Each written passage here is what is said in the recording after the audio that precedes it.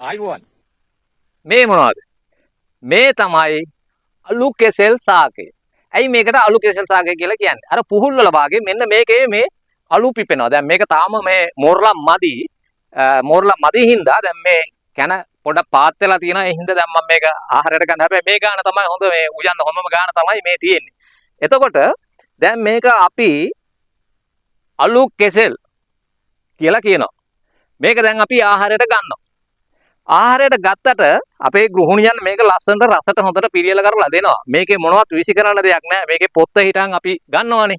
එතකොට මේකේ තියෙන ගුණේ අපි දන්නේ නැහැ.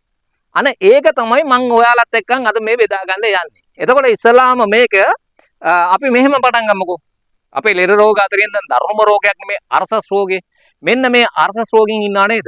අර්ශස් රෝගයට ඊටාම ගුණදායක හොඳම ආහාරයක් තමයි මෙන්න මේ අලු කෙසෙල්. හැබැයි මේකේ මේ අර්ශස් රෝගීන්ට මෙහෙම දෙයක් තියෙනවා. දැන් මේක අපි අලු කෙසෙල් මේ පොත්ත රැහැලා පොත්ත ගන්නවානේ, පොත්ත තෙල් දානවානේ.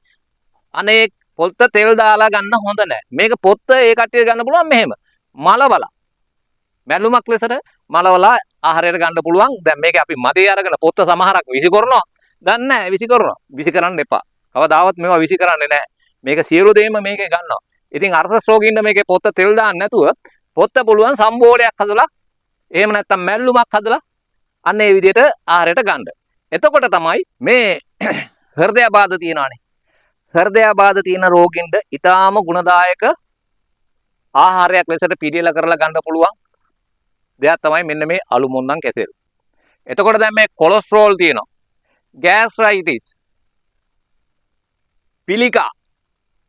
පිළිකා සෛල විනාශ කරන්න ඉතාම ගුණදායකයි මේක ආහාරයට ගත්තාට පස්සේ. ඒ වගේම තමයි අපේ මේ ආමාශයගත රෝග වලට ඉතාම ගුණදායකයි.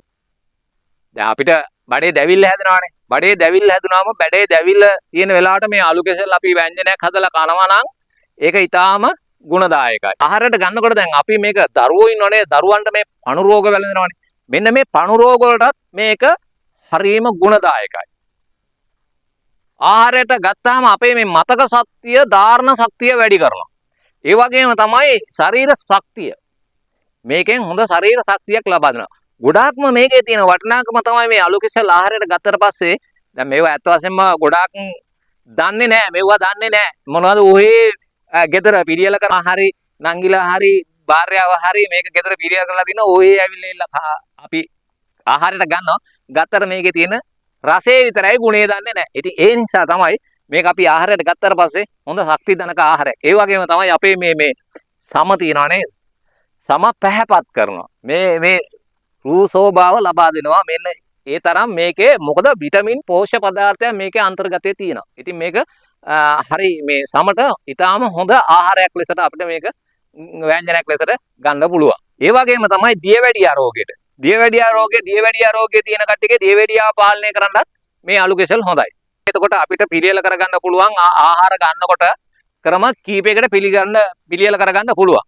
මේක දැන් අපි ආහාරයට ගත්තට පස්සේ මේකෙන් තවත් අපිට ලැබෙන ඉතාමත් ප්‍රතිඵලදායක දෙයක් තියෙනවා. ඒ මොකද්ද දන්නවද? අපිට මේ හැම වෙලාවෙම මේ බඩගින්න කියන එක වෙලාවකට ඇති වෙනවා, වෙලාවකට නැති වෙනවා. ඒ මොකද අපේ ශරීරයේ තියෙන උෂ්ණාධික අවස්ථාවවලදී අපි ගන්න ආහාර රටාවත් එක්කන් අපිට ආහාර ප්‍රියතාවයත් ඇති කරනවා, ආහාර අප්‍රියතාවයත් ඇති කරනවා. ඉතින් අන්න ඒ වගේ වෙලාවට මේක අපි ආහාරයට ගත්තට පස්සේ අපේ මේ ආහාර ජීර්ණ පද්ධතියට ඊටාම ගුණදායක ලෙසට අපිට මේක හොඳට ආහාර ජීර්ණය කරලා වෙලා ඊට පස්සේ අපි මල පහ කිරීමේදී ඊටාම පිරිසිදුව අපේ මේ ආමාශගත තියෙනා වූ සියලුම ඒ වසවිස ඉවත් කරගන්න පුළුවන් මේ අලු කෙසෙල් සාකය අපි ආහාරයට ගැනීමේදී.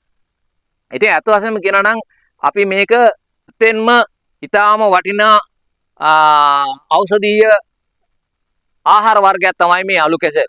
එතකොට මම අද මේ වීඩියෝ එක ගෙනාවේ මොකක්වත් නෙමෙයි. දැන් අපි ඕනම කෙනෙක් දන්නවනේ මේ අලු කෙසෙල් ආහාරයට ගන්නත් දන්නවා, පිළියෙල කරන්නත් දන්නවා, ඒ වගේම කන්නත් දන්නවනේ. ඒ කොච්චර කෑවත් පිළියෙල කරත් දැනගත්තත් වැඩක් නැහැ මේකේ තියෙන ඖෂධීය ගුණේ. ඉතින් ඒ ඖෂධීය ගුණේ තමයි මම අද ඔයාලට මේ ටිකක් සරලව පැහැදිලි කරලා දුන්නේ. හොඳයි. ඉතින් ඔයාලට පුළුවන් මෙන්න මේ විදියට මේ අලු කෙසෙල් ආහාරයට ගන්නකොට මේ කියපු දේවල් මතක් කරගෙන ආහාරයට ගන්න. මේක එකම දෙයකට අහිත කර වෙනවා. මොකද ධාතු ශක්තිය මේකේ හීන කරනවායි කියලා යම් මතයක් තියෙනවා.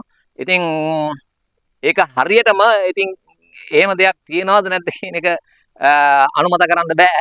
නමුත් ඔන්න මේ කෙහෙල් පැලයක් හිටව ගන්න මේකත් ඊටාම හොඳ ආහාර වර්ගයක්, ගුණදායක, ඖෂධීය, රසවත් ව්‍යංජනයක්, මැල්ලුමක් තෙල් දාලා කිරි හොද්දක් හැටියට ඕනම විදියකට මේක පිළියෙල කරලා අපිට ආහාරයට ගන්න පුළුවන්. ඒ වගේම අපේ ශරීර සෞඛ්‍ය නිරෝගීව තබා ගන්න පුළුවන්. හොඳයි. ඉතින් අද ගෙනාපු වීඩියෝ එකෙන් මම හිතනවා මේ අලු කෙසෙල් සම්බන්ධව යම් දැනුමක් ඔයාලා ලබා ගත්තයි කියලා. නැවතත් මෙවැනි ගුණාත්මක වීඩියෝ එකකින් ඔබ හමුවට එන්න ඔබට සුබ දවසක්.